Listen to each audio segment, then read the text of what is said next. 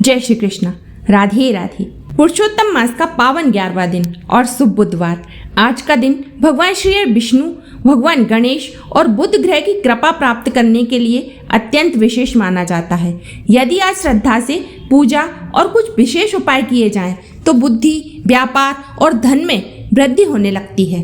बुधवार की सुबह स्नान करके हरे या हल्के पीले रंग के वस्त्र धारण करें। घर के मंदिर में भगवान विष्णु के सामने घी का दीपक जलाएं और उन्हें तुलसी दल अर्पित करें। पर ध्यान रहे, तुलसी दल आज न तोड़ें। कल की तोड़ी हुई तुलसी ही भगवान को अर्पित करें, क्योंकि बुधवार को तुलसी दल नहीं तोड़ा जाता। इसके बाद ओम नमो भगवते वासुदेवाय मंत्र का 108 बार जाप करें। आज के दिन हरी मूंग, हरे फल, हरी सब्जी या हरे वस्त्र का दान करना अत्यंत शुभ माना गया है। यदि संभव हो तो गौ माता को हरा चारा खिलाएं। ऐसा करने से बुध दोष शांत होता है और घर में सुख शांति और समृद्धि बढ़ती है। पुरुषोत्तम मास के बुधवार को विष्णु सहस्त्र नाम या श्री हरि विष्णु के नामों का स्मरण करना बहुत पुण्यदायी माना जाता है। इससे मन शांत रहता है और कार्यों में सफलता मिलने लगती है। भगवान श्री हरि विष्णु आपके जीवन में सुख शांति और समृद्धि बनाए रखें। आइए अब सुनते हैं पुरुषोत्तम मास कथा का 11वां अध्याय। नारद जी कहने लगे, हे मुने, सब मुनियों से भी कहा, कठिन ऐसा कौन सा तप उस कुमारी ने किया, सो हमसे कहिए। श्री नारायण कहने लगे, भय बाला सनातन शिव का अत्यंत उग्र तप करने लगी, जिनके सर्पों के आभूषण, नंदी भृंगी से सेवित 24 तत्वों और तीनों गुणों से स्तुति किए गए महा 8 सिद्धियों और प्रकृति जटा मुकुट से शोभित भाल में अर्धचंद्र ऐसा शिव को उद्देश्य करके वह बाला ग्रीष्म ऋतु के सूर्य में पंचाग्नि में स्थित हो दुष्कर तप करने लगी। हेमंत तथा शिशिर ऋतु में ठंडे जल में स्थित मुख जल के ऊपर इस प्रकार दिखाई देती रही, जैसे जल के ऊपर कमल शोभायमान होता है। उसका ऐसा उग्र तप देखकर इंद्र महाचिंता को प्राप्त हो गया। हे अर्जुन, सब देवताओं को और महर्षियों को सराहने योग्य ऐसे उग्र तप में प्रवृत्त हुई ऋषि कन्या को 9000 वर्ष बीत गए। फिर पार्वती पति शंकर ने इसके तप से प्रसन्न होकर अपना अगोचर रूप दिखाया। उस रूप को देखकर वह कन्या झटपट खड़ी हो गई, मानो उसके देह में प्राण आ गए। तब से उसका शरीर जो दुर्बल हो गया था, मानो हष्ट पुष्ट हो गया। उस बाला ने नम होकर श्री शंकर को नमस्कार किया और विश्व वंदित श्री शिव का मानसोपचार पूजन किया और उनकी स्तुति करने लगी।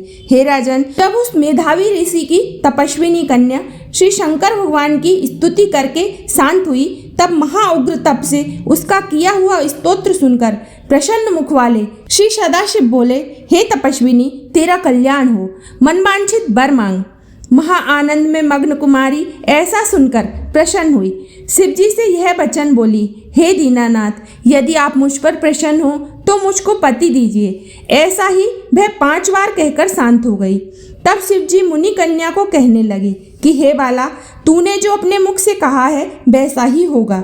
तूने 5 बार पति मांगा है, सो हे सुंदरी, तेरे 5 पति होंगे। श्री कृष्ण कहने लगे। श्री शिव के ऐसे अनीति प्रिय वचन सुनकर बाला बोली, हे सदाशिव, एक स्त्री के एक ही पति हो सकता है। कहीं भी स्त्री 5 पतियों वाली न देखी न सुनी। एक पुरुष के 5 स्त्री तो हो सकती हैं, मैं 5 पतियों वाली कैसे होंगी? आपको ऐसा कहना योग्य नहीं है। हे प्रभु, ऐसा वरदान देने से आपको ही लज्जा होगी। उस कन्या के ऐसे वचन सुनकर श्री शिव कहने लगे कि इस जन्म में नहीं, अगले जन्म में होंगे।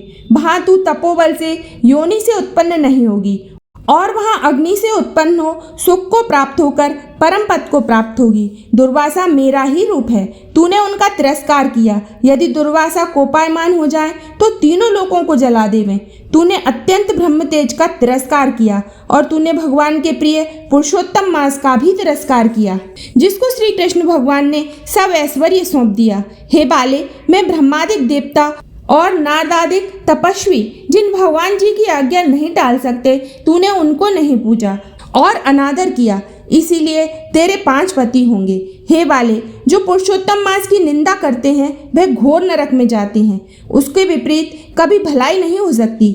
जो पुरुषोत्तम मास के भक्त हैं वह पुत्र पौत्र और धन से युक्त हैं। इस लोक तथा परलोक की सिद्धि को प्राप्त होते हैं। हम सब देवता भी पुरुषोत्तम की सेवा करते हैं। इस प्रकार कहकर श्री नीलकंठ महादेव तत्काल अंतर ध्यान हो गए।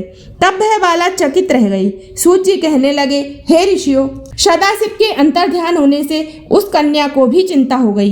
इसी के साथ पुरुषोत्तम मास कथा का 11वां अध्याय संपूर्ण होता है। बोलिए श्री कृष्ण भगवान की जय। हर हर महादेव।